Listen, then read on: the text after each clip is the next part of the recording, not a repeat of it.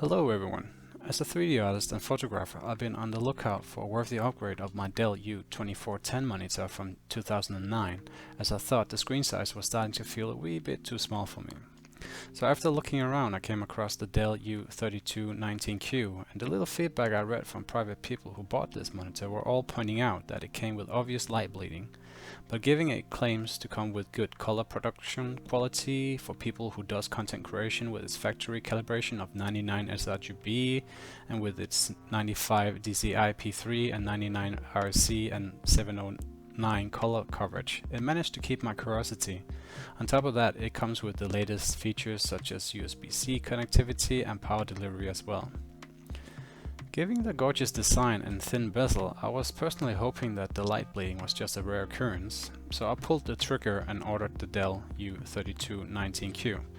Christmas came on time this year for me, as today I was able to pick up the monitor.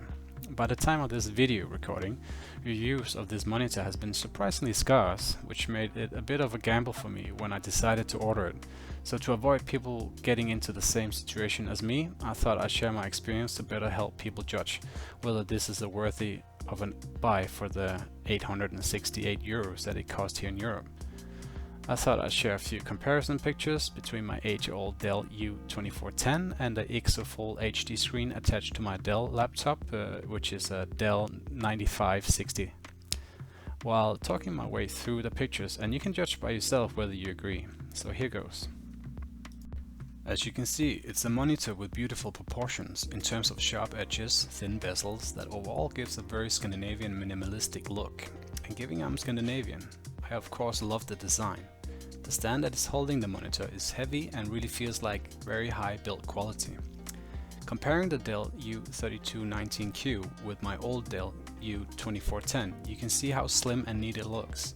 I also want to add that my Dell U2410 makes a low humming sound, which is apparent when your room is quiet. The U3219Q on the contrary doesn't make any sound at all, which is great. Viewing angles are good. As you can see, it keeps the image quality quite decent with some slight cloudy tints occurring, which is expected from IPS technology. But as we move to the picture quality seen from head-on, you will notice a different story, as black and contrast are worse, with highlights and shadows feeling more washed out.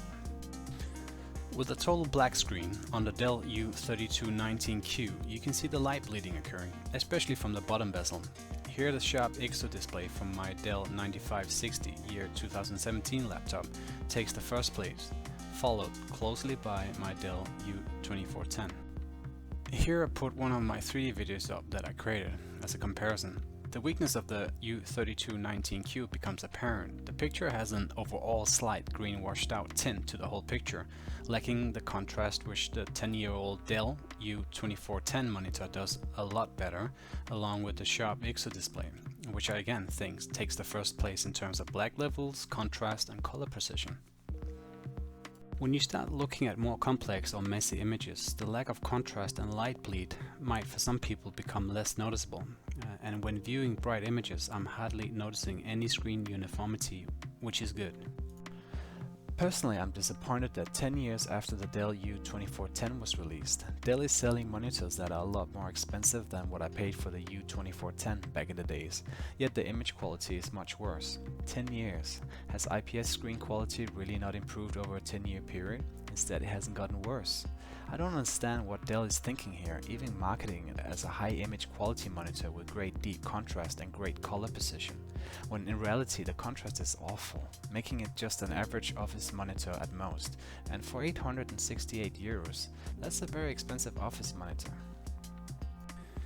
Given this comparison, I'm wondering why Sharp, who is behind this gorgeous thin bezel ISO display, aren't selling these panels in bigger 13+ inch monitors. Imagine the Dell U3219Q with its great design, having the ISO panel in it. You would have the thin bezels as well as the thinner depth size, making a really compelling professional monitor that is easy to move around and has great image quality. That is my opinion for now. This has definitely not been an in-depth review, as I'm no expert in reviewing monitors, but I hope that I have enlightened you a bit to better decide on your future purchase. As for me, I will be returning this monitor and wait and see what comes out in 2019. If you have any questions, let me know in the comment section. This is Kenneth signing out. Thank you for watching.